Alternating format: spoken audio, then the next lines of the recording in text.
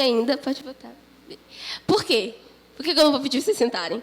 Porque quem não cumprimentou o amigo que está do lado? Eu não cumprimentei a maioria da igreja. Então, eu acho que eu ia ter que cumprimentar todo mundo. Mas eu não vou fazer isso. Então, o que eu vou pedir?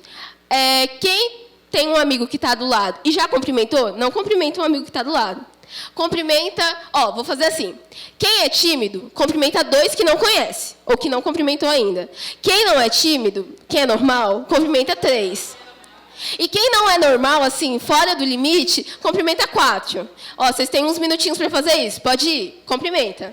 Sai do lugar. Não precisa ser beijinho, pode ser só uma pegada na mão.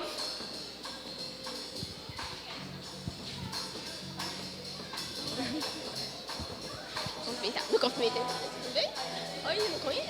Tudo bem?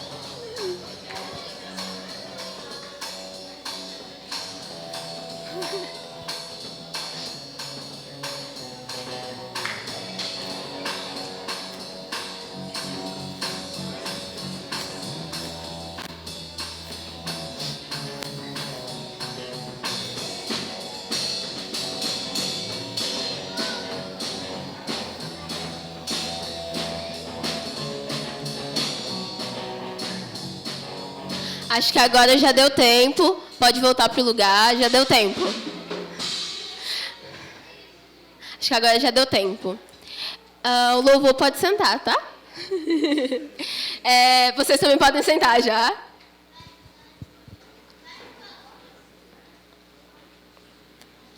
Eu vou me apresentar, porque eu não conheço a maioria da igreja. Tipo assim, eu não conheço mesmo. Então, o meu nome é Keila. Eu sou lá de Cubatão, mas eu congrego no Verbo lá em Santos, faço parte do grupo dos jovens. E é um prazer para mim estar aqui conhecendo vocês. Alguns eu já vi algumas vezes, mas eu não sei o nome, então eu não conheço. Como eu disse, é um prazer mesmo estar aqui. Eu vou falar um pouquinho quem sou eu. Eu sou Keila, eu tenho 19 anos, pode não parecer, mas eu tenho. E, como eu falei, eu congrego lá em Santos, mas eu tenho um carinho muito grande aqui por Praia Grande, porque eu conheci o Senhor, foi aqui, num culto de jovens como esse, há 5 anos atrás. E eu lembro que quando eu cheguei aqui na igreja, não que eu não fizesse parte da igreja, eu já congregava lá em Cubatão, inclusive há alguns anos, mas eu não tinha um encontro com Jesus, e foi aqui, nesse lugar, com vocês, que eu tive um encontro com Jesus. Então, é um prazer para mim poder voltar 5 anos depois e falar do que o Senhor tem feito na minha vida e do que Ele vai fazer com vocês, que eu tenho fé que é muito grande. Então, vamos lá. Eu vou falar com vocês sobre algumas coisas da palavra, mas antes eu quero trazer um significado para vocês do que é ser igreja. Vou falar aqui o significado da palavra igreja.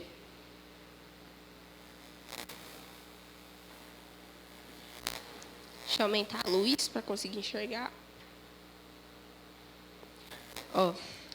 A palavra igreja significa eclésia, que vem do grego.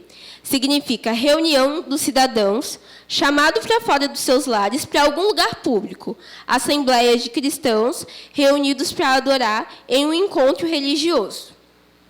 Por que eu quis falar com vocês o significado de igreja? Talvez alguns já saibam, mas nem todos. Por quê? A gente está aqui reunido como igreja, graças a Deus, só que a igreja não é o local físico. Não sei se todo mundo sabe. O que é a igreja? A igreja, como está escrito, é a reunião daqueles que buscam a Deus, que são cristãos, que saem de um local e vão para outro local. Ou seja, cada um de vocês saiu da sua casa. Até onde eu sei, a casa de ninguém aqui é a igreja, fisicamente, né? Lá em Cubatão, a minha casa se tornou a igreja, porque o ponto de pregação, no momento, está sendo lá em casa. Então, a minha casa é a igreja, mas não é o caso aqui. Então, vocês saíram das suas casas e vocês vieram aqui para o culto para adorar a Deus. Então, a igreja não é o prédio. A igreja é a reunião dos filhos de Deus. Aí você pode falar, mas quando a igreja está fechada, a gente ainda chama de igreja. Chama. Só que se a igreja sair daqui e for para uma praça, vai ser igreja lá na praça. Porque a igreja não está presa a um local físico. A igreja é a igreja do Senhor. Amém? Então, a gente estabeleceu essa base e agora a gente vai partir. Semana passada, quando eu estava orando sobre o culto, o Senhor ele me deu uma frase. E aí eu não tinha entendido ainda que era para o culto, mas eu anotei e fiquei com ela no meu coração. E a frase era: perdidos em meio ao corpo de Cristo. E aí eu só fiquei com essa frase, não entendi muito bem o que Deus queria falar com isso. E aí eu ainda vou explicar, mas eu quero abrir com vocês no livro de Lucas 10. Quem puder abrir com a Bíblia.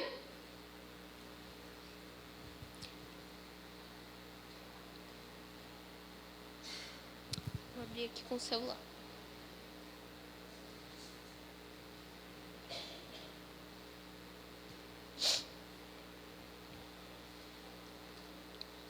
A partir do verso 38.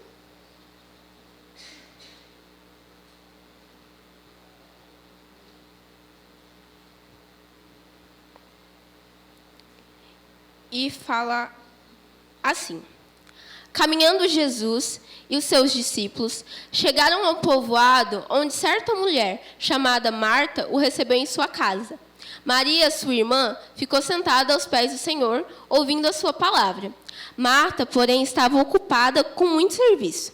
E, aproximando-se dele, perguntou: Senhor, não te importas de que a minha irmã tenha me deixado sozinha com o serviço? Dize-lhe que me ajude. Respondeu o Senhor: Marta, Marta, você está preocupada e inquieta com muitas coisas. Todavia, apenas uma é necessária. Maria escolheu a boa parte e essa não lhe será tirada. Amém? Eu vou explicar para vocês um pouco o que aconteceu nessa situação e para a gente contextualizar para entender melhor. Vamos lá, para pensar. Você está lá na sua casa, na sua vila, no seu bairro, e de repente o Senhor Jesus chega e vai passando. E de repente ele diz: eu quero entrar aí na sua casa. Imagina a situação, o que você não ia fazer? Se eu fosse a Marta e a Maria, se a minha casa estivesse bagunçada, eu ia correr, eu ia jogar os panos debaixo do sofá, ia jogar as coisas, ia tentar varrer o tapete, ia mexer aqui, ia mexer ali, ia tentar fazer uma comida gostosa, ia tentar tirar as teias da aranha, ia tentar fazer de tudo para deixar a casa bem limpa, bonita, para Jesus entrar. Imagino eu que talvez tenha sido o que a Marta tentou fazer. E aí, o que aqui fala nessa passagem? Fala que quando Jesus chegou na casa, a Marta começou a arrumar as coisas. Imagina, Jesus chegou, deve ter chegado numa comitiva com ele, que ele não andava sozinho, e aí ela começou a parar para pensar: tem que arrumar a casa, tem que mexer aqui, tem que fazer comida, tem que mexer ali. Ai, meu Deus do céu, preciso arrumar a casa. É Jesus, olha quem está chegando aí, Jesus. E aí ela começou a ficar inquieta, tentar mexer aqui, tentar mexer ali. Vocês já tiveram a sensação de fazer um monte de coisa e não fazer nada? A gente tenta mexer, a gente tenta arrumar, a gente tenta fazer isso, tenta fazer aquilo. E quando você olha, você fala: meu Deus, eu não fiz nada. Fiquei ansiosa, fiquei mexendo aqui e ali, não consegui fazer nada. Era melhor se eu tivesse parado, orado, lido a Bíblia, que talvez não, ia ser melhor. E aí, nessa situação, a Marta tentou arrumar a casa, tentou fazer as coisas para arrumar, ficar bonito. E ela ficou tão incomodada de não conseguir fazer tudo sozinha, que ela chegou em Jesus e falou assim: Senhor, tipo assim, vamos contextualizar? Senhor, olha lá que folgada, eu estou aqui me matando, ela nem sequer levantou aí dos teus pés para me ajudar. Poxa, manda ela me ajudar. Que isso? Folgada? E aí o Senhor olha para Marta e fala: Marta, uma coisa só é o que importa. A Maria escolheu a boa parte e isso não vai ser tirado dela. Eu vou explicar agora para vocês o que eu quis dizer com essa passagem. Eu expliquei a passagem em si, mas eu quero falar com vocês sobre outra coisa. A Marta, muitas vezes, é como a gente. Como a gente que já conheceu o Senhor há um pouquinho mais de tempo. Digamos assim, Maria seria uma nova convertida, e a gente seria alguém que se converteu um pouquinho mais de tempo. Alguns podem dizer velho de casa, velho na igreja, mas eu não quero falar sobre isso. Quero falar só que a Marta é um cristão um pouco mais velho, e a Maria é alguém que acabou de conhecer o Senhor. E aí, muitas vezes, com tanto trabalho que tem para fazer, por exemplo, com a igreja, você fica até incomodado com quem está parado sem fazer nada. Aí você olha, você fala, meu Deus, tem que chegar mais cedo no culto para varrer o chão, para arrumar o som, para limpar as coisas do louvor, para limpar o banheiro, tem que orar, tem que interceder, tem que ligar para fulano, tem que ligar para ciclano, tem que ver o que o pastor vai querer. Meu Deus, o que eu faço? Aí chegam uns irmãos, tudo novo na fé, que ainda escolheu o louvor que eu vou cantar. Poxa! O pessoal do louvor não pensa isso, não. Tá bem.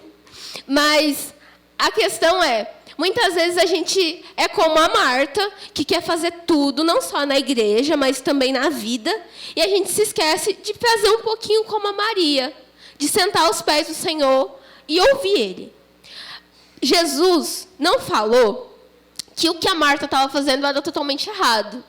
Ele não falou que tudo que a Marta, tudo que você está fazendo está errado. Ele não disse. Ele disse que a Maria escolheu a melhor parte. Ou seja, existia uma outra parte, mas tinha uma parte que era melhor. E a parte que era melhor foi a que a Maria ficou. Então, o que isso quer dizer? Isso quer dizer que existe sim um trabalho a ser feito, mas existe um deleite. O que é deleite? É um descanso. E muitas vezes a gente vai ter que parar que nem a Maria. De parar de ficar sentado e ficar lá com o Senhor. Meu Deus, o que você quer? Não sei, eu vou ficar ouvindo aqui. Vou ficar parado, esperando até ouvir alguma coisa. Semana passada eu comentei com o pessoal lá de Santos que existe algo que se chama meditação. Mas não é meditação de... É meditação de, tipo assim, parar, sentar e ficar lá. Alguns podem chamar de doido, outros podem falar que é esquisito, ou muito zen demais, mas não é isso. É que existe uma meditação que é você parar e ficar esperando Deus falar alguma coisa. Se Ele falar, bem. Se Ele não falar, bem. Você pelo menos esperou. Existe um descanso no Senhor. E eu vou falar com vocês também sobre uma passagem que é muito conhecida, que é o filho pródigo e o irmão mais velho. Ela está lá em Lucas 15, é pertinho da onde a gente abriu. Lucas 15. Bem pertinho.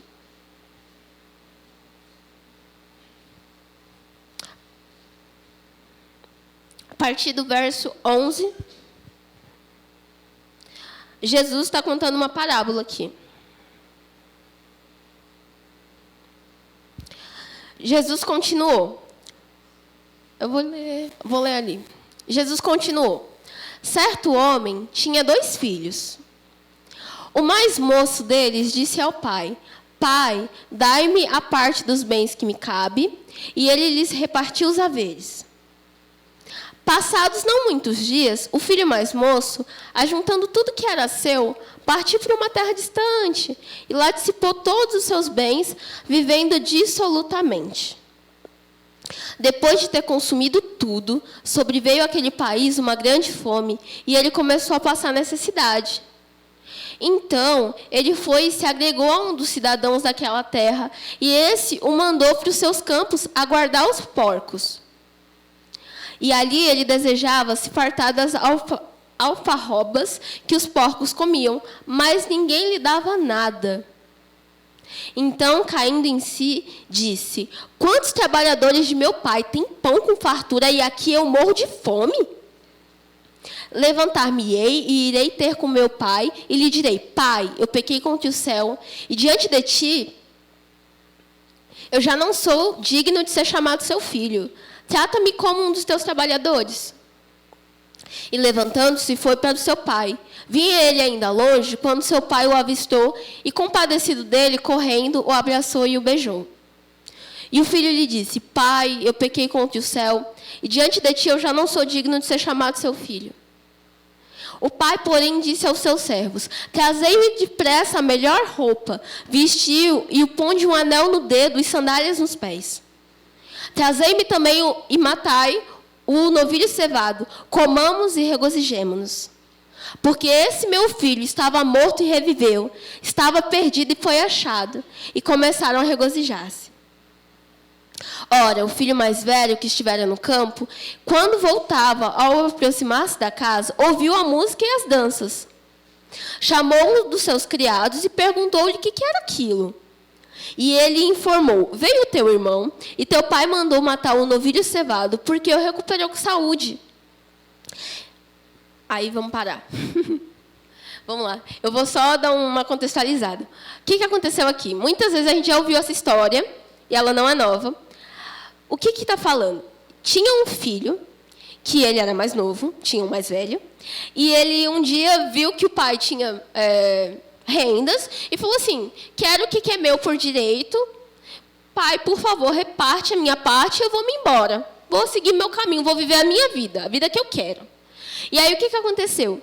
Ele pegou, o pai dele... Só para explicar, normalmente, as pessoas elas recebem uma herança quando alguém já morreu. Mas aqui, no caso, o pai não tinha morrido. E o filho, ele pediu, antes mesmo do pai morrer, ele já pediu a herança adiantada. E aqui está falando que ele quis o que era dele e foi-se embora. Ele gastou tudo com coisa que não devia, foi para o mundo mesmo. E aí chegou um momento que ele ficou tão pobre que ele não tinha nem o que comer. Ele foi trabalhar para comer. Só que nem o trabalho que ele fazia não dava comida, porque nem a comida para comer não tinha. Ele queria a comida do porco e não davam nem a comida do porco para ele. Aí ele parou e pensou assim: pelo menos, ainda que meu pai não me queira mais como filho, se eu voltar para a minha casa, eu vou poder trabalhar para o meu pai, porque até meu pai trata melhor as pessoas do que esse povo. E foi o que aconteceu. Agora a gente vai continuar. E ele informou, ele se indignou, e ele não queria entrar. Saindo, porém, o pai procurava conciliá-lo. Mas ele respondeu a seu pai: há tantos anos eu te sirvo, sem jamais transgredir uma ordem tua, e tu nunca me deste um cabrito sequer para me alegrar com os meus amigos. Vindo, porém, esse teu filho, que desperdiçou os teus bens com meretrizes, tu mandaste matar para ele o novilho cevado. Então ele respondeu o pai: meu filho, tu sempre estás comigo, tudo o que é meu é teu. Entretanto, era preciso que nos regozijássemos e nos alegrássemos, porque esse teu irmão estava morto e reviveu. Ele estava perdido e foi achado. Acho que acaba aqui, né? Acaba no 32? Amém. Dá para acender a luz? Amém.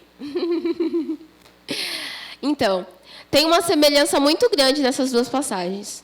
Eu não vou só falar com vocês, não, porque eu sei que muitas vezes falar fica cansativo. A gente vai fazer umas coisinhas ainda. Mas aqui tem uma semelhança as duas coisas. E qual que é? Na outra passagem que eu li, a Marta fazia muita coisa.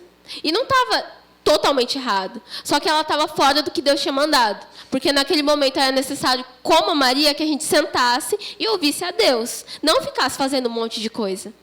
E aqui, nessa passagem, o Senhor Jesus, ele conta essa parábola e fala que tinha dois filhos que tinham direito, os dois, só que um quis usar o direito de uma forma meio equivocada, ele quis pegar os bens dele, quis dar uma viajada pelo mundo, afinal ele tinha direito, e o outro, apesar de ter direito, nem usufruía, porque ele vivia ele mesmo como se ele fosse um servo, ele não reconhecia que ele era um filho. Então, quer dizer, um usou de mais e o outro usou de menos. E aí, quando esse que usou de menos viu que o que tinha usado de mais voltou, ele ficou indignado. Me lembra até um pouco a Marta, que também ficou indignada com a irmã. Mas o que eu quero falar com vocês aqui é que nessa passagem, eu não quero falar sobre o que foi embora. Eu quero falar sobre o filho que ficou. Que muitas vezes eu, Keila, tinha, em nome de Jesus, essa síndrome do filho mais velho. Como assim? Meu Deus, nunca fui para o mundão, nunca saí pecando aí, nunca fui terrível. Ai, por que o que chegou agora, ou por que o que foi embora e voltou, está usufruindo mais do que eu que estou aqui em casa, que estou servindo, que estou fazendo, entre aspas, tudo que é bonzinho? Por que fulano está usufruindo tanto e eu estou aqui? Em nome de Jesus, não tem mais essa síndrome, mas já passei por isso. E o Senhor, Ele está falando sobre o filho mais velho. Que o filho mais velho, quando o pai fala, você tem tudo isso, só que você está aqui em casa. Você não foi embora. Você pode usufruir de tudo isso. Amém? E aí, o que acontece? Muitas vezes, já falei e vou repetir, a gente vive como se fosse o filho mais velho. Porque a gente não vai para o mundão, mas a gente também não está aos pés do Senhor. E a gente deixa de usufruir de coisas que são nossas, só que a gente não usufrui porque a gente não quer, essa é a verdade. Você pode buscar mais de Deus, você pode se chegar mais ao Senhor, mas por que você não vai? Porque você muitas vezes está ocupado. Por que muitas vezes eu não conheço mais de Deus? Porque às vezes eu estou tão ocupada com a faculdade, tão ocupada com o trabalho, tão ocupada até com a igreja, que eu esqueço de buscar o Senhor. E aqui, nesse caso, o filho mais velho, ele fazia isso. Ele não estava fazendo uma coisa terrível. Ele estava servindo o pai. Ele estava honrando a família. Ele estava trabalhando duro. Ele podia chegar no pai e falar, poxa, pai, trabalhei esses anos tudo, servi direitinho, nem chutei o gato da vizinha, nem fiz um negócio desse. Por que eu não posso nem matar uma carne, aí, vamos falar no popular, um churrasco? Por que eu não posso fazer nem um churrasco, chamar meus amigos aqui em casa, e esse daí que foi embora, que foi para lá, voltou, fica fazendo festa, ganhando roupa nova, e eu estou aqui? Amém? E aí, o pai fala, isso tudo é teu. Isso tudo é teu. A gente dá a entender que o filho só não usufruiu. Só que tudo era dele. Amém? Eu vou ler com vocês o que está em Provérbios 11, o versículo 2.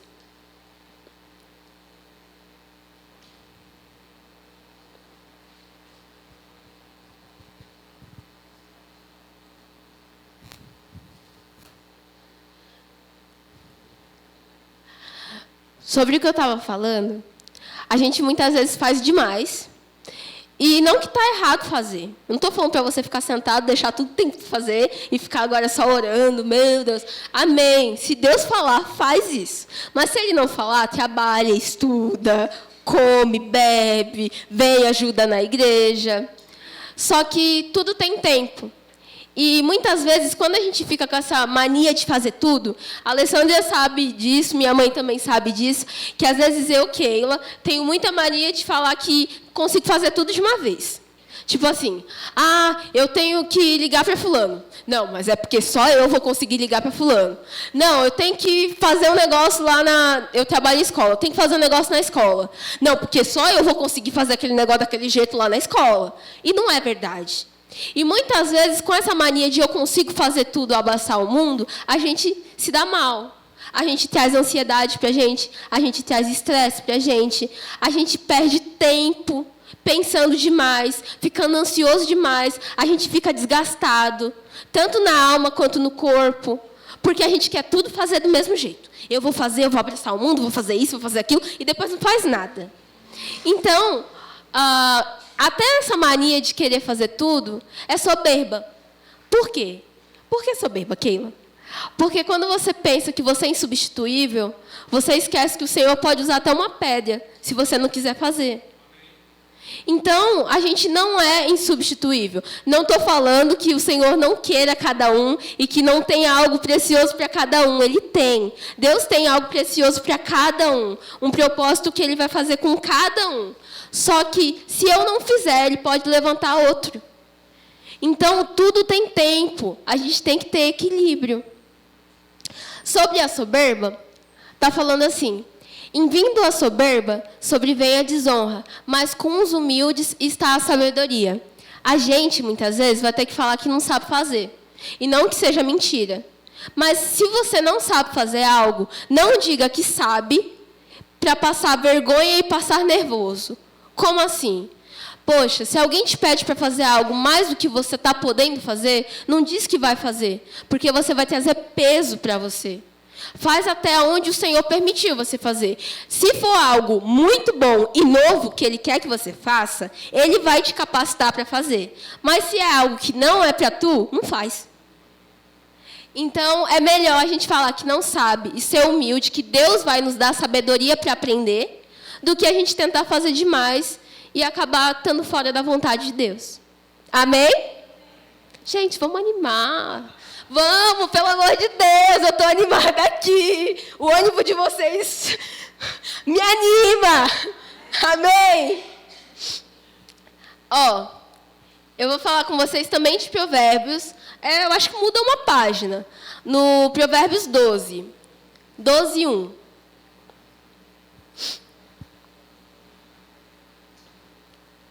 Posso ler? Não posso, não. Porque eu não ouvi um amém. Posso ler? Amém. Quem ama a disciplina, ama o conhecimento, mas o que aborrece a repreensão é, eu quero que vocês repitam comigo, estúpido. Não. Estúpido. Vocês não são estúpidos. Eu não sou estúpida. Vamos lá. Eu vou ler de novo. E eu quero que vocês leiam comigo. Quem ama a disciplina, ama o conhecimento, mas o que aborrece a repreensão é estúpido. Amém. Nossa, eu senti até mais força agora. Então, aqui está falando que quem ama a disciplina, ama o conhecimento, mas o que aborrece a repreensão é estúpido. Vamos por partes. Quem ama a disciplina, eu amo. Amém? O que é disciplina? Disciplina não é só regra. Disciplina é ordem. Vamos lá. Vou dar um exemplo para vocês. Quem estuda aqui? Escola. Faculdade. Quem estuda? Geral. Amém. Vou perguntar agora para o pessoal. Que horas que você acorda? Você? Que horas que você acorda? Depende do dia. Você estuda de tarde ou de manhã? De tarde. Que horas você acorda, você sabe? Tipo, mais ou menos. 11, legal. Que horas você acorda? 6:30. Deixa eu perguntar. Quem mais estuda? Que horas você acorda? Não, fala mais ou menos. 11. É de tarde, então, né? Deixa eu ver mais. Quem mais estuda? Você, de preto. Que horas você acorda? 6 ou 8, beleza. Amém. Eu vou falar que horas eu acordo. Tem dia que eu estava acordando 4:30 e agora eu acordo às 5 da manhã. Por quê? Porque eu trabalho de manhã e eu estudo de tarde. Mentira, de tarde não, de tarde para de noite. Né? Mais de noite do que de tarde. Aí, o que acontece? Eu acordo de manhã, oro, vou para o trabalho, volto, durmo, e depois eu vou, estudo, aí eu faço outro curso, estudo, e depois eu converso em família um pouco, oro com a minha família e vou dormir. No meio do caminho eu busco o Senhor também, mas isso daqui é um exemplo. Deixa eu ver mais alguma coisa. Ronaldo, que hora você acorda? 5. O que você faz? Ora. Mais o quê?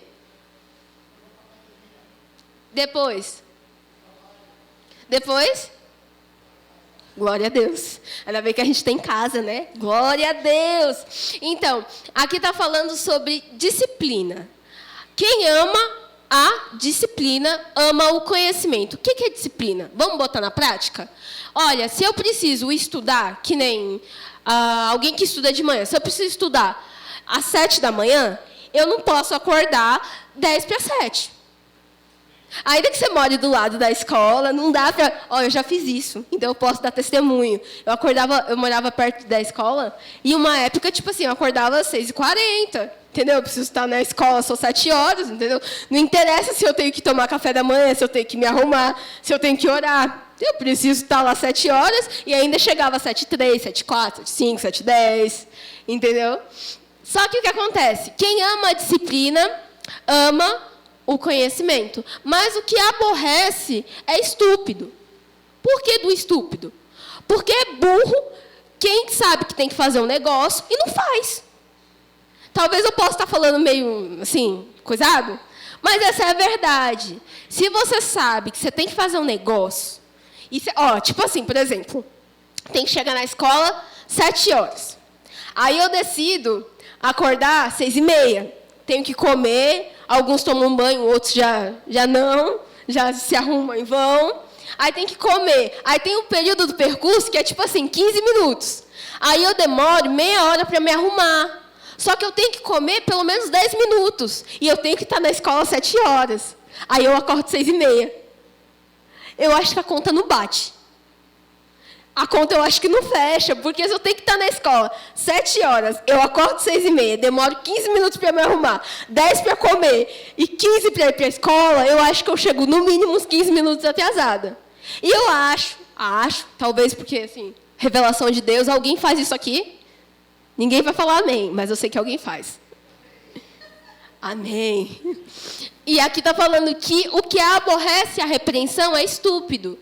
Por que do estúpido? Estúpido, na verdade, é alguém burro. Alguém que falta entendimento. Alguém que é meio coisado das ideias. Por quê? Porque se você sabe que tem que fazer e não faz, você não está sendo inteligente. Isso não é nenhuma coisa tão espiritual, uma coisa lógica. Só que aqui é espiritual, porque se a nossa vida é de Deus, tudo que a gente faz é para Deus. Eu acho que eu não estou honrando muito a Deus, sabendo que eu tenho que fazer um negócio, não faço.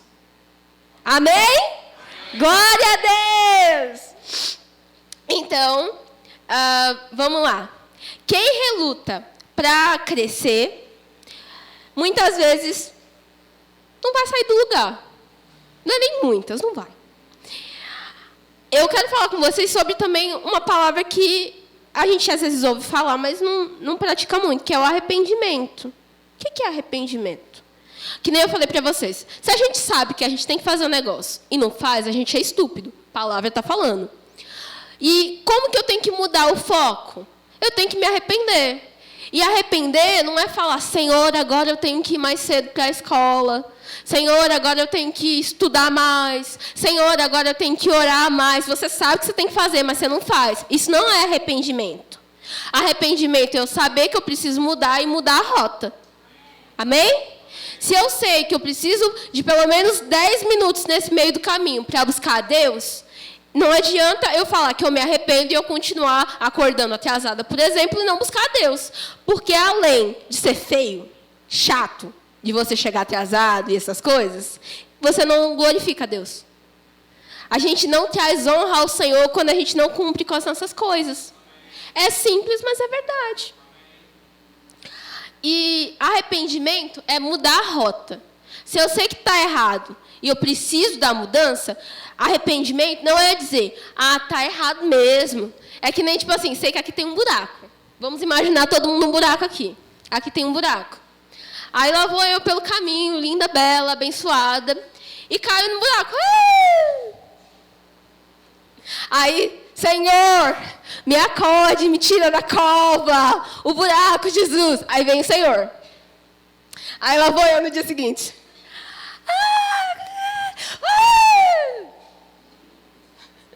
Senhor, ajuda-me, Jesus. Aí lá vai o Senhor e tira você de novo. Aí você vai no dia seguinte. Eu sou abençoado. Lá vou eu. Já não faz nem mais tanto show. Senhor. Aí vem o Senhor e tira. Isso é arrependimento, irmão? Não. Arrependimento é você mudar. Sei que tem buraco, vou passar até longe. Ou sei que tem buraco, vou pegar uma argamassa, vou comprar, vou pedir ajuda para os irmãos da obra, vou tacar o buraco, vou tapar o buraco, vou fazer um negócio aqui que não vou mais cair. Pode ter buraco, mas eu vou passar em cima ou eu não vou nem passar perto. Tem os dois caminhos. Tem o caminho da gente fugir da aparência do mal e tem o caminho da gente resistir o diabo. Tem um caminho que você vai ter que passar de largo e tem um caminho que você vai ter que tapar, falar que eu vou passar por cima, quero ver quem vai me tirar daqui. Amém? Amém? Então, arrependimento é a mudança. Arrependimento não é a palavra. Já viu aquela pessoa que... Jesus. A pessoa que pisa na bola contigo? Aí vem o abençoado. Pode ser irmão, pode ser amigo, pode ser parente. Pode ser, sei lá, o vizinho. Pisa na bola contigo, aí dá 2 minutos. Ei, querido, você sabia que eu te amo? Maria da gente com mãe e pai. Mãezinha, você sabe que eu te amo? Não, você sabe. Você sabe que eu te amo, né? Por quê? Porque você quer alguma coisa. Aí você vai, pisa na bola, pede desculpa, vai, senhor ou senhora, mãe, né, mãe? Minha mãe tá aí. Aquela ali atrás. Aí lá vou eu, mãe, desculpa, mãe, me perdoa. Você sabe que eu te amo. Não sabe? Sabe. Aí lá vai você de novo. Ah, não, você sabe que eu te amo. Não, sabe que eu te amo. Vai pisar na bola de novo. Ai, não, desculpa, foi sem querer. Tudo bem que a palavra fala para a gente perdoar 70 vezes 7. Jesus mandou, tem que obedecer. Mas a questão não é nem essa. Se está sabendo que está errado e continua, você é estúpido. Não estúpido que eu estou chamando, é que a palavra está falando que se você sabe que tem que mudar, tem que ser corrigido e não muda, isso é burrice. Não é legal. É meio idiota. É a palavra. Meio assim, jeito de Keila, mas é a palavra. Eu vou falar com vocês sobre uma passagem que está em João 3. E não é no 16, não. É porque a gente tem mania de falar João 3,16, né? Porque Deus amou o mundo. Eu aprendi a palavra com esse versículo. Porque Deus amou o mundo de tal maneira. Ela está até falando que deu seu Filho unigênito para que todo aquele que nele crer não pereça, mas tenha vida eterna. Amém, glória a Deus. Mas não é isso. João 3. Não é o 16. João 3. Versículo é a partir do 1 mesmo. Posso ler, igreja?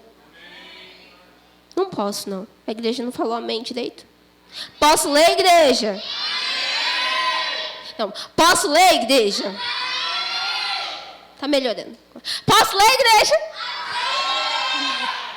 Quem estava dormindo acordou. Ó, João 3, a partir do versículo 1. Havia um fariseu chamado Nicodemos, uma autoridade entre os judeus. Ele veio a Jesus à noite e disse: Mestre, sabemos que ensinas da parte de Deus, pois ninguém pode realizar os sinais milagrosos que estás fazendo, se Deus não estiver com ele. Em resposta, Jesus declarou: Digo a verdade, ninguém pode ver o reino de Deus se não nascer de novo. Perguntou Nicodemos: Como alguém pode nascer sendo velho? É claro que ele não pode entrar pela segunda vez no ventre da sua mãe e renascer. Respondeu Jesus: Digo a verdade, ninguém pode entrar no reino de Deus se não nascer da água e do Espírito. O que nasce da carne é carne, e o que nasce do Espírito é Espírito. Não se surpreenda pelo fato de eu ter dito: é necessário que vocês nasçam de novo. O vento sopra para onde quer. Você o escuta, mas você não pode dizer de onde vem nem para onde vai. Assim acontece com todos os nascidos do Espírito. Perguntou Nicodemos: Como pode ser isso? Disse Jesus: Você é mestre em Israel e não entende essas coisas? Deixa eu beber água. Pausa.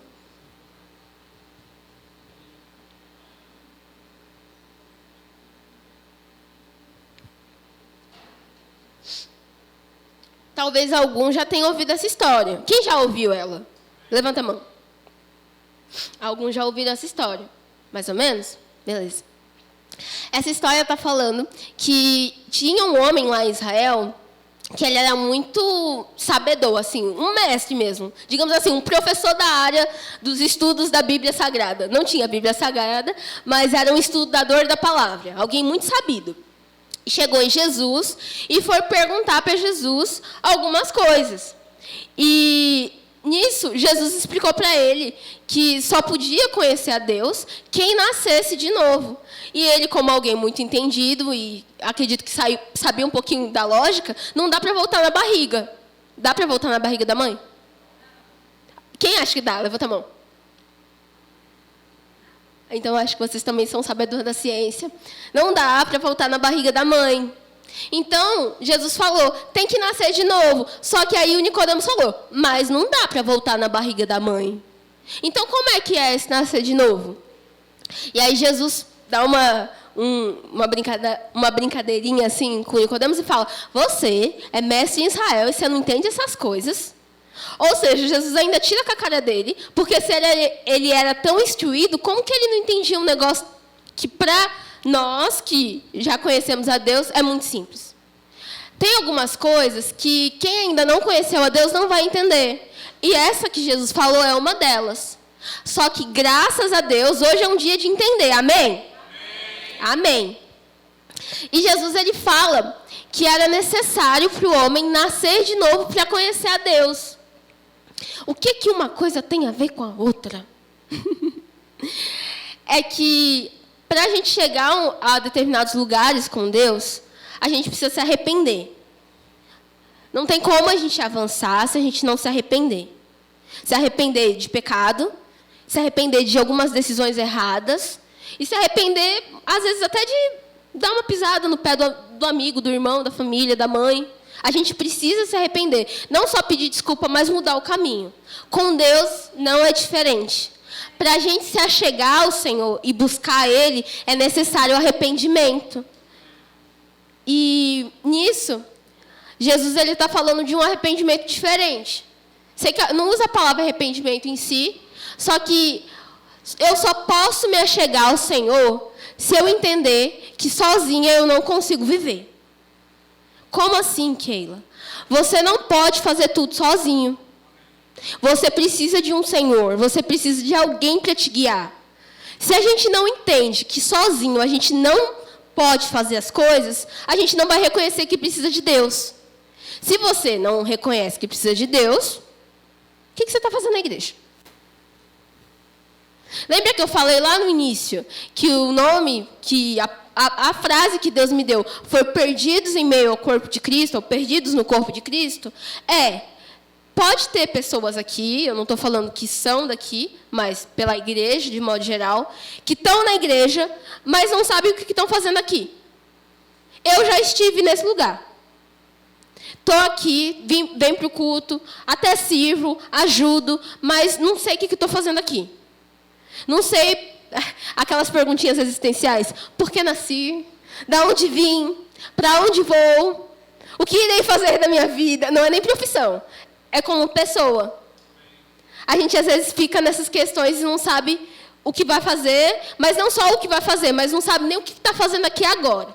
E se tu não sabe, eu tenho uma boa notícia. Tu vai descobrir. Então, gente, como foi que deu o BO? O BO não deu na Keila, o BO não deu na minha avó, o BO não deu na Tata, na Bisa, o BO deu em Adão. Foi onde complicou o contexto da história. Alguns podem detestar Adão, dizer por que Adão foi nascer, só que se ele não tivesse nascido, não tinha vindo. Só que a questão é, o problema da humanidade, o nosso problema de não saber de onde vem, para onde vai, o que vai fazer, quem é, a pergunta é, quem eu sou? Não sei, alguns podem falar, não sei quem eu sou. Aí, se eu perguntar, o teu nome, tu até fala. Tua idade, talvez. O que está fazendo aqui? Não sei.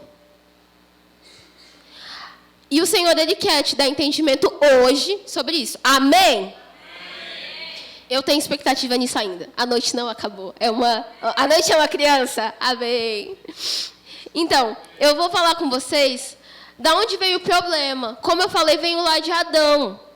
Poxa, Adão, por que foi fazer isso? Só que a gente vai ler, para não ficar nas minhas palavras. Vamos ler rapidinho em Gênesis 3.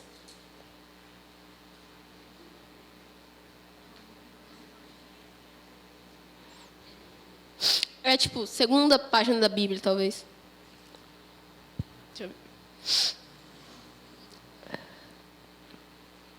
Bem no início. Gênesis 3, versículo 1.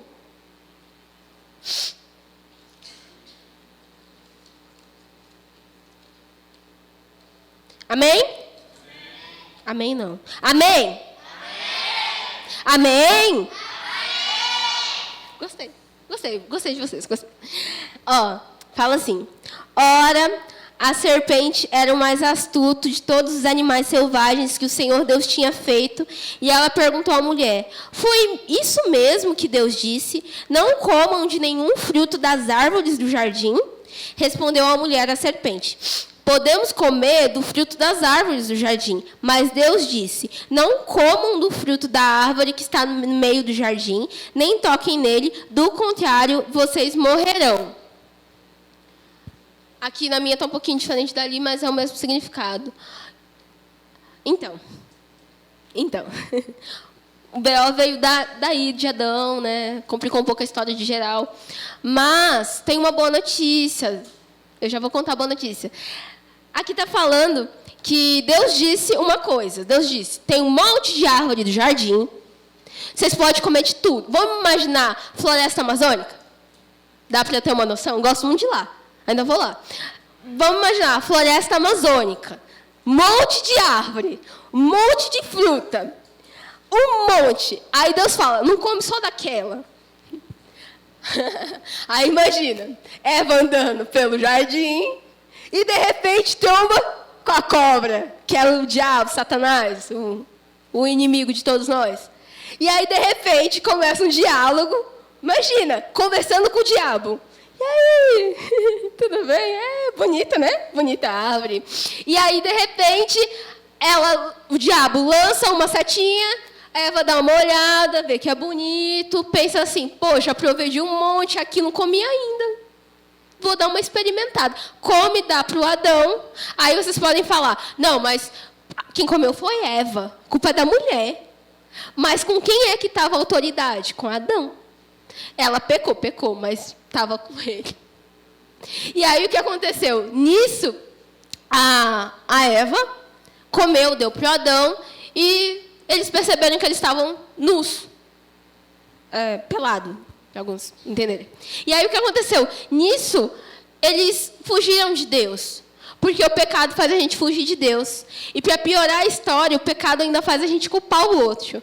Porque um sinal do pecado em Adão foi o Adão logo em seguida, que viu que deu errado, jogou a culpa na Eva. A gente, quando está sem pecado, mesmo que tenha errado, a gente assume a culpa. E aí já deu para perceber que a história estava ficando ruim. E aí, para resumir, para dar uma adiantada, que a gente tem que terminar rápido, senão eu vou longe. O que aconteceu? Eles pecaram e morreram. Só que aí alguém pode falar: mas eu vi que não morreu fisicamente, porque a Bíblia fala que eles viveram um montão de anos, acho que mais de 900 anos ainda pela frente. Como que negócio é esse? Eles morreram sim, naquela hora. Só que foi por dentro. E aí, alguns podem falar: mas então como que funciona esse negócio? Morreu por dentro. Por isso que às vezes eu sinto um vazio. Porque a gente, ser humano, a gente é em 3 partes. A gente é um espírito, que é lá por dentro. A gente tem uma alma, que é os nossos sentimentos, que é o que eu gosto e o que eu não gosto. Eu gosto muito de lasanha. Minha alma sabe que eu gosto de lasanha. Entendeu? Eu gosto muito de brincar, de pular. Minha alma gosta. Eu não gosto de filme de terror. Minha alma sabe que não é legal ficar com medo. Aqueles que gostam não vão dizer nenhum amém. Mas o que acontece? Acontece que a nossa alma tem uma voz, só que a gente é um ser por dentro. E a gente também tem um corpo, que é aqui. Então, são 3 partes. Deu para entender que são 3? 3 partes. O nosso espírito por dentro, a nossa alma, que é os nossos sentimentos, o nosso corpo, que é aqui onde eu toco, onde eu vejo, onde eu pulo, onde eu danço. Se eu levar um tropeção, meu corpo vai se machucar. Minha alma talvez não. Minha alma só vai ficar triste se vocês rirem de mim. Eu vou ficar chateada talvez. Já aconteceu comigo. De eu andar na rua e levar um tropeção, e tipo assim, as pessoas passarem e ficarem rindo. E eu fiquei muito envergonhada. Minha alma ficou triste, meu corpo nem tanto assim, mas... Deu para entender a diferença? Às vezes, alguém pode estar muito machucado na alma, ferido, e o corpo pode estar bem. Então, dá para entender que são diferentes? Assim como, muitas vezes, existem pessoas que estão fisicamente doentes, só que por dentro estão felizes. Até uns negócios que saem até na televisão. Nossa, fulano está com um câncer, mas olha a alegria de fulano, ajuda ciclano, fulano. É isso. Só que aqui morreu por dentro. E aí o que aconteceu? Precisava de um Salvador. Para resumir a história, o Salvador é Jesus. Amém?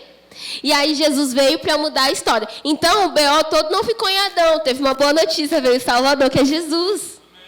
Então aí foi onde mudou todo o contexto. Eu não vou ler mais, para não me prolongar, mas eu vou dar uma explicada. A gente, quando estava afastado de Deus, a gente estava perdido. E talvez alguns aqui, mesmo já dentro da igreja, possam estar se sentindo perdidos. Não sei se todo mundo aqui já veio assim, de alguma família de crente, de algum meio, de alguma religião, mas, independente, a gente precisa de um Salvador. E o que acontece? Talvez você possa estar se sentindo meio perdido, mesmo estando fazendo parte da igreja. Porque não é a igreja que faz a gente se sentir achado. A gente só se sente achado por causa de Jesus. Alguém pode entrar aqui no culto, pode fazer parte, congregar, e pode mesmo assim não ser salvo. Por quê? Porque Deus não quis que fosse? Não. Porque essa pessoa não conheceu o Senhor. Às vezes, alguns podem falar que, poxa, mas eu fui para uma igreja tal, que fulano de tal, era muito chato, falava mal dos outros, era briguento.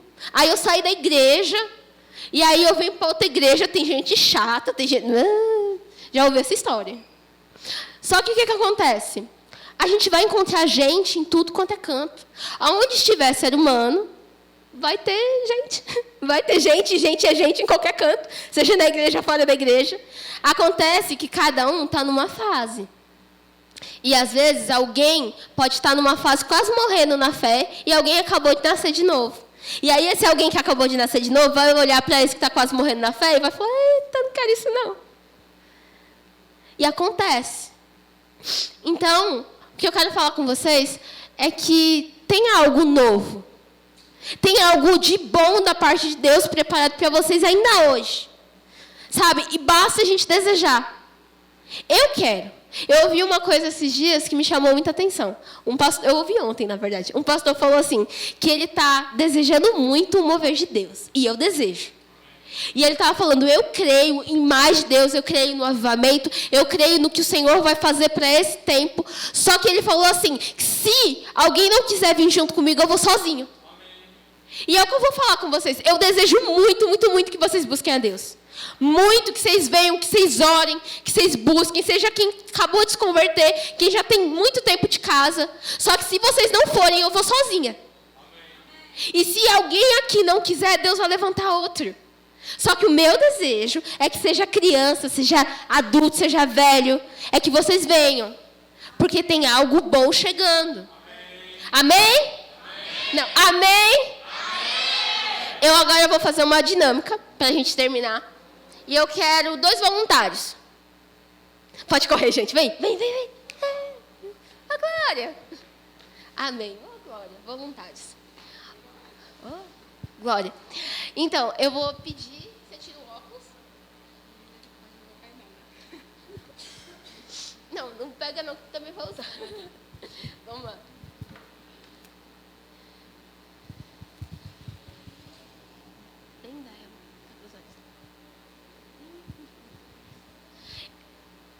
Todo mundo conhece ela, né?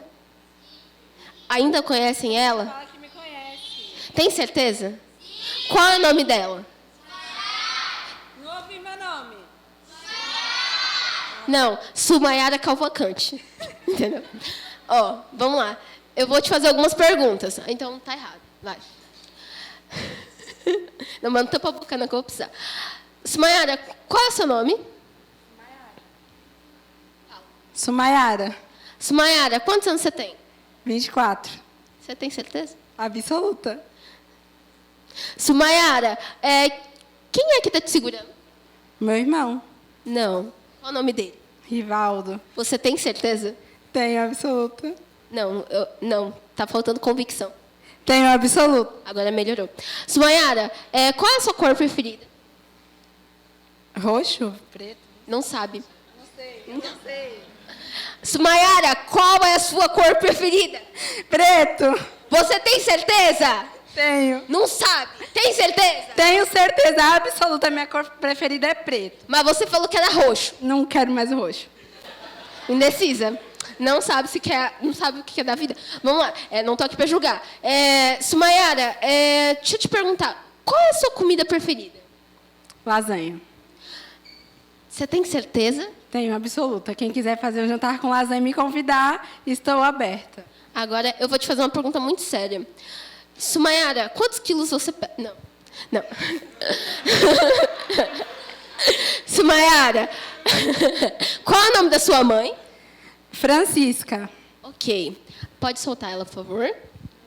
Agora eu vou fazer algumas perguntas para ela. Sumayara, qual é o seu nome? Sumayara. Não, Sumayara, qual é o seu nome? Sumayara. Okay. Sumayara, quantos anos você tem? 24. Eu tenho certeza que eu tenho 24 anos. Será? Qual é a sua comida preferida? Lasanha. Deixa eu ver. Qual é a sua cor preferida? Preto. Não sei se ela tem certeza. Sumayara, qual é o nome dele? Rivaldo. O que ele é seu? Meu irmão. Tem certeza? Meu irmão, tenho certeza. Ok. Muito obrigada. Pode sentar. Obrigada. Ela não tinha muita convicção em algumas coisas, mas Deus sabe. O que eu quis fazer com isso? Ela diz que sabe das coisas. Diz ela que sabe. Amém, vou acreditar nela. Agora eu vou. Mesmo que seja preto com roxo, mas eu vou acreditar. O que acontece? Muitas vezes, quando vem as pressões, a gente fica meio... Não sei se eu sei responder, não sei se isso é meu nome. Só que o que acontece? Por que a Sumayara sabe que o nome dela é Sumayara, que ela tem 24 anos, que o Rivaldo é irmão dela, que ela gosta de lasanha, que ela gosta de preto? Por que ela sabe? Alguém sabe me responder por que ela sabe? Também. Sim. Mas tem mais um porquê. Sumayara só sabe que o nome dela é Sumayara porque alguém falou para ela. Sumayara não nasceu sabendo que o nome era Sumayara. Alguém contou para ela, falou várias vezes Sumayara. Aí ela acreditou. Aí também, ela não sabia a idade dela. Só que de tanto ela fazer aniversário, ela acabou acreditando. Entendeu? Aí ela não sabia que Rivaldo era irmão dela. Só que de tanto falar que tá na mesma casa, ela acreditou, irmão, né? Parece um pouquinho. Então, por quê? Porque a repetição, porque alguém falou, e ela acreditou em quem falou para ela. Talvez tenha sido a mãe, ou o pai, ou os irmãos mesmo. Só que, se eu, Keila, falasse com um bebezinho de 2 anos de idade, seu nome, vou dar um breve testemunho aqui para vocês. Eu, quando tinha uns 4 anos de idade, minha mãe sabe disso, ela um dia estava numa loja comigo, e na Casa Bahia, quem conhece, e aí... De repente, veio uma mulher, eu era uma criança muito dada e bobinha. E aí veio uma mulher, me pegou pela mão e estava me levando embora. Aí a minha mãe viu. E aí minha mãe, tipo, ei, é minha filha. E a mulher, não, é minha filha. E aí a minha mãe, é minha filha. E a mulher, é minha. Aí veio a vendedora da loja e falou, ei, devolve a filha dela. E aí a mulher, não, ela é minha filha. E minha mãe, não, é minha filha. Aí a vendedora que conhecia minha mãe, a vendedora falou, não, é filha dela, eu vi ela entrando, eu conheço ela. Aí a mulher, de repente, sumiu da loja. E eu poderia ter sido sequestrada, relatos aqui de enviamentos do Senhor. Imagina essa cena. Se eu tivesse sido sequestrada, levada embora... A cara da minha mãe. Se eu tivesse sido levada embora, sequestrada, mudassem o meu nome, mudassem minha idade, não soubesse quem eu era, eu ia acreditar em quem? Em quem me adotou e cuidou de mim ou em quem me pariu? Em quem me sequestrou. Glória a Deus que não fui sequestrada, mas poderia ter sido. Então... Se eu pegar um bebê de uns 2 anos de idade e incutir nele, falar, seu nome é Rivos Cleudo, e falar, você tem 10 anos de idade, a criança vai acreditar em mim? Se eu der cuidado, amor, carinho, brinquedo, vai acreditar em mim? Vai. Mesmo que seja mentira, se eu falar muito e ensinar isso, vai acreditar. Mas por quê? Porque a criança vai acreditar em mim. Seja lá quem eu for. Se eu passar confiança, vai acreditar. E não é diferente com a gente, sabia? A gente só vai acreditar nas coisas de Deus se a gente ouvir várias e várias e várias vezes. E se a gente acreditar em quem é que está falando. Sumayara só sabe que ela é Sumayara porque alguém falou, você é Sumayara. Se ela não soubesse, ela não ia saber. Mas a questão é essa. A gente, se é bem criado e ensinado, a gente vai saber quem é. E agora, trazendo para o sentido espiritual, a gente só sabe quem a gente é se a gente sabe quem criou a gente, por que criou a gente e para quê. Amém? Amém? Estamos terminando. Calma, glória a Deus. Aleluia! Não era nem para imitar, mas amém. Então, a gente só vai saber quem a gente é se a gente descobrir quem fez a gente e por que fez a gente. Então, Sumayara só sabe que é Sumayara, porque mãe dela fez isso e Deus quis que ela fosse. Só que a gente só vai saber quem a gente é como pessoa se a gente souber quem criou a gente. Deus criou a gente. Então, não adianta tu perguntar para tua mãe por que você está no mundo, que tua mãe não vai saber falar. Alguns podem falar, ai, vim sem querer no mundo. Mentira, Deus sabia que você ia vir. Não foi por acaso. Só que o porém da história é, ainda que tua mãe tenha te criado, teu pai, com muito carinho e amor, eles não sabem por que você veio. Só vai saber quem buscar aquele que realmente criou. Porque até teu pai, tua mãe, tua avó, teu tio, foi criado por Deus. Então, é o que eu queria falar um pouquinho com vocês. A gente só vai saber quando a gente buscar na fonte. Quem é a fonte? Jesus é a fonte. Amém? Para terminar, eu queria falar com vocês o que está em Apocalipse 3, versículo 14. Agora estamos terminando de verdade. Apocalipse 3, 14. Só para dar uma explicada, aqui é Jesus falando com uma igreja, quando João teve revelações do Senhor, e aí ele escreveu essas cartas. João é o apóstolo João. Ao anjo da igreja em Laodiceia, escreve: essas coisas diz o Amém, a testemunha fiel e verdadeira, o princípio da criação de Deus. Eu conheço as suas obras, e que não é nem frio nem quente. Quem dera fosse frio ou quente. Assim, porque és morno, não és nem quente nem frio, eu estou a ponto de vomitar-te da minha boca. Pois dizes, eu estou rico, abastado, e eu não preciso de coisa alguma. Nem sabes tu que és infeliz? Sim, miserável, pobre, cego e nu. Aconselho-te que de mim compres ouro refinado pelo fogo para te enriqueceres, vestiduras brancas para te vestires, a fim de que não seja manifesta a vergonha da tua nudez, e colírio para ungires os olhos, a fim de que vejas. Eu repreendo e disciplino a quantos amo. Sê, pois, zeloso e arrepende-te. Eis que eu estou à porta e eu bato. Se alguém ouvir a minha voz e abrir, eu entrarei em sua casa e cearei com ele e ele comigo.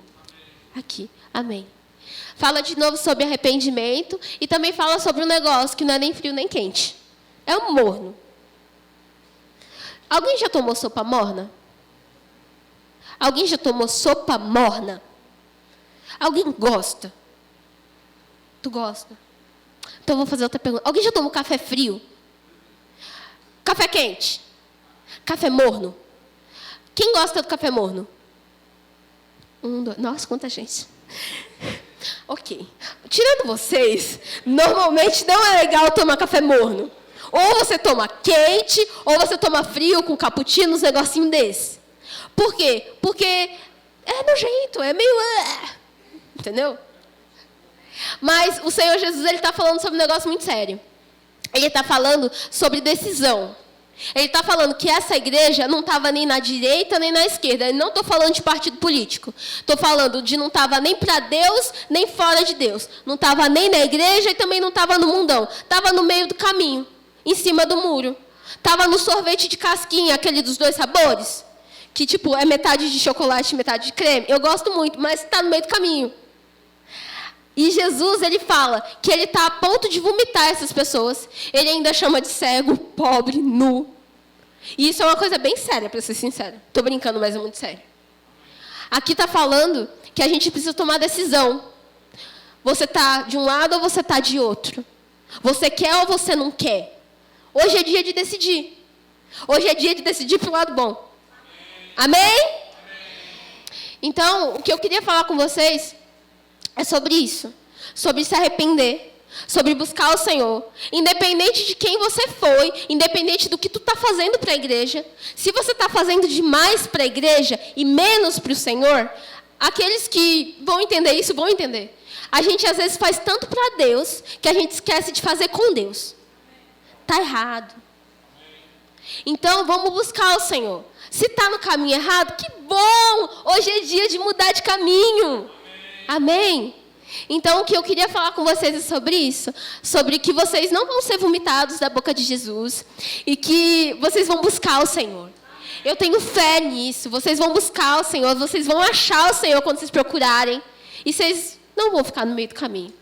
E vocês também não vão ficar perdidos dentro da igreja. Amém? Vamos orar. Pode fechar o olho.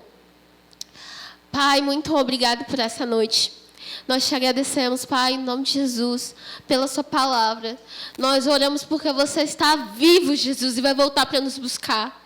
Nós oramos porque você é fiel e verdadeiro, porque o Senhor nos ouve, o Senhor nos entende e o Senhor nos atende à nossa oração. O Senhor atende ao nosso grito de socorro.